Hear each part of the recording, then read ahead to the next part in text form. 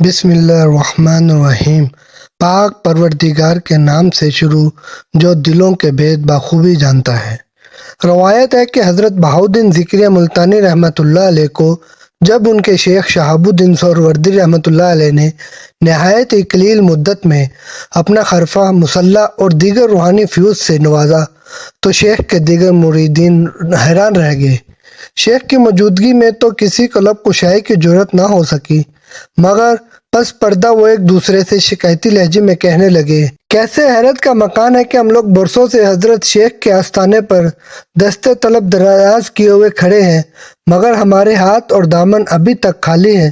مگر اس درویش کو دیکھو کہ اچانک آیا اور ایک ہی رات میں معرفت کے خزانوں کا مالک بن گیا۔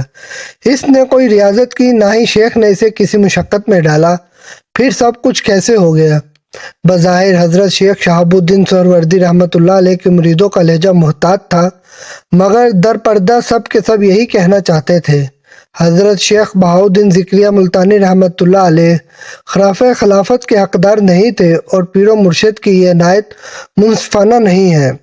صبح حضرت شہاب الدین سہروردی رحمۃ اللہ علیہ کو اس واقعے کی اطلاع ہوئی تو انہوں نے تمام مریدین خاص کو اپنے حجرہ مبارک میں طلب کیا، پھر خادم کو چند کبوتر لانے کا حکم دیا۔ جب کبوتر آ گئے تو حضرت شیخ نے وہ سارے پرندے اپنے مریدوں میں تقسیم کر دیے اور خرافہ خلافت کے دعوے داروں کو مخاطب کرتے ہوئے فرمایا، تم لوگ ان کبوتروں کو ایسی جگہ ذبح کرو جہاں تمہیں دیکھنے والا کوئی نہ ہو، پھر میرے پاس آؤ۔ تمام مرید کبوتر لے کے چلے گئے۔ ان مریدوں میں حضرت بہاؤالدین ذکریہ ملتانی رحمۃ اللہ علیہ بھی شامل تھے۔ کچھ دیر بعد تمام مریدوں نے گوشہ تنہائی تلاش کر کے پیر و مرشد کے ہدایت کے مطابق کبوتروں کو ذبح کر ڈالا اور حضرت شیخ کی خدمت میں حاضر ہو گئے۔ تاہم ذکریہ ملتانی رحمۃ اللہ علیہ نہ آئے۔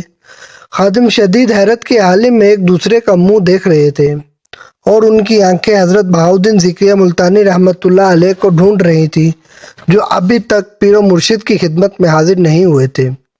حضرت شیخ شہاب الدین عمر سہروردی کو بھی اپنے خلیفہ اکبر کا انتظار تھا۔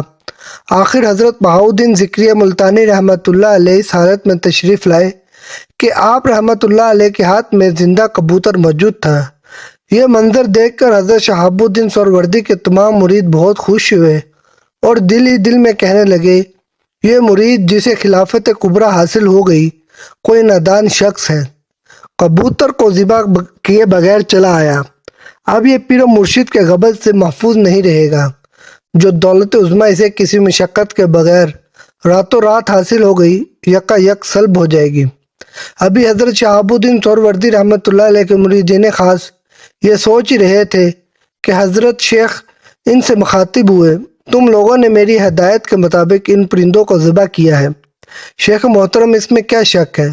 تمام مریدین خاص نے بیک زبان عرض کیا، ہم تو پیر و مرشد کی نافرمانی کا تصور بھی نہیں کر سکتے۔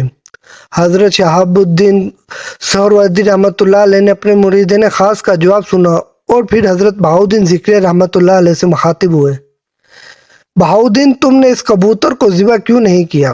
سیدی، اس حقیر اور عاجز کو کوئی گوشہ تنہائی نہ مل سکا، پھر یہ غلام کس طرح پیر و مرشد کے حکم پر عمل پیرا ہوتا؟ حضرت بہاؤالدین ذکریہ ملتانی رحمۃ اللہ علیہ نے نہایت ہی عاجزانہ لہجے میں عرض کیا، اور تم بہت دیر سے بھی آئے۔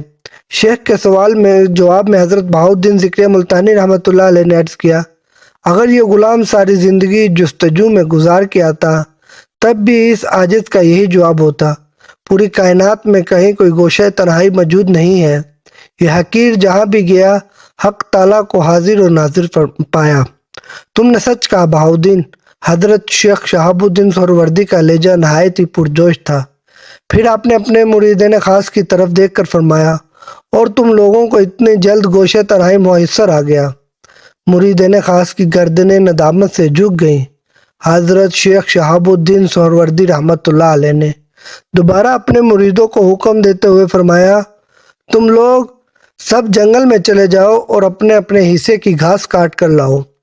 اب کی بار مریدین خاص اس راز کو سمجھ گئے تھے، جس طرح کبوتر کو ذبح کرنا ایک امتحان تھا، اسی طرح جنگل سے گھاس لانا بھی ایک آزمائش ہے، مگر کسی کی سمجھ میں نہیں آ رہا تھا کہ حکم شیخ میں کون سا نقطہ پوشیدہ ہے۔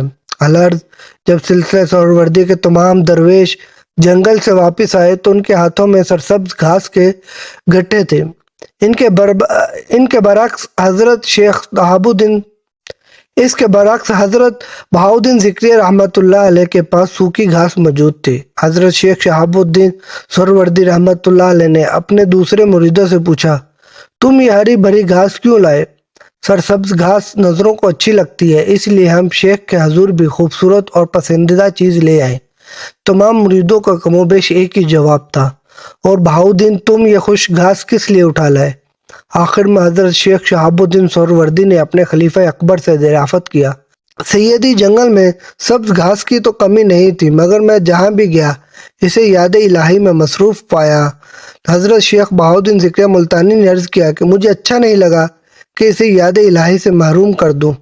خشک گھاس چونکہ ذکر الہی سے فارغ تھی، اسی لیے اسے کاٹ کر پیر و مرشد کی خدمت عالیہ میں پیش کر دیا۔ اپنے خلیفہ اکبر کا جواب سن کر حضرت شیخ شہاب الدین سہروردی نے تبسم فرمایا اور پھر دوسرے مریدوں سے مخاطب ہوئے، اب تم لوگوں کی سمجھ میں آیا کہ حضرت بہاؤالدین ذکری ملتانی کو خلافت کبریٰ کیوں دی گئی؟ تمام مرید حیران اور پریشان تھے۔ انہیں حضرت شیخ بہاؤالدین ذکری رحمۃ اللہ کے ذہن کی رسائی اور نقطہ افرینی کا اندازہ تو ہو گیا تھا، مگر وہ پیر و مرشد کے سوال کا جواب دینے سے قاصر تھے۔ آخر کچھ دیر بعد حضرت شیخ شہاب الدین سہروردی رحمۃ اللہ علیہ نے معرفت کے اس راز کے عقیدہ شائع کرتے ہوئے فرمایا، مرید پر لازم ہے کہ وہ مرشد کے فیصلے سے اختلاف نہ کرے اور اپنے دل و دماغ کو اندیشوں کے غبار سے آلودہ نہ ہونے دے۔ دوستو، تم سب گیلی لکڑی کی مانند ہو جس پر آگ جلدی اثر نہیں کرتی، اسے جلانے کے لیے شدید محنت درکار ہوتی ہے۔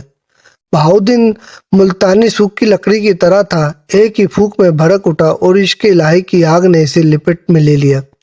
حضرت شیخ شہاب الدین سہروردی کے وہ تمام مرید جو پیر و مرشد کے فیصلے پر متحد تھے اور حضرت بہاؤالدین ذکری ملتانی کو خلافت کبریٰ کا مستحق نہیں سمجھتے تھے، نادم و شرمسار تھے۔ حق بحق دار رسید حضرت شیخ شہاب الدین سہروردی رحمۃ اللہ علیہ نے اپنے مریدوں کو مخاطب کرتے ہوئے فرمایا، دنیا میں کوئی کام توفیق الہی کے بغیر نہیں ہوتا، اور مشیت الہی یہی ہے کہ حضرت بہاؤالدین ذکری ملتانی میرا خلیفہ اکبر ہے۔ جو اس کی طرف سے اپنے دل کو صاف رکھے گا، اسے دونوں جہانوں کی سعادتیں اور برکتیں حاصل ہوں گی۔ جو اپنے دل و دماغ کو شک و حسد کے غبار سے آلودہ کرے گا، وہ کسی کا کچھ نہیں بگاڑے گا، صرف اپنی دنیا اور آخرت سے ایک خطرناک کھیل کھیلے گا۔ یہ مریدوں کے لیے تنبیہ بھی تھی اور ہدایت بھی۔ امید ہے کہ آپ کو ہمارا آج کی ویڈیو اچھی لگی ہوگی۔ ویڈیو اچھی لگی ویڈیو کو لائک کریں، کمنٹ کریں، شیئر کریں۔ انشاءاللہ ملتے ہیں نیکسٹ ویڈیو میں، تب تک کے لیے اللہ حافظ۔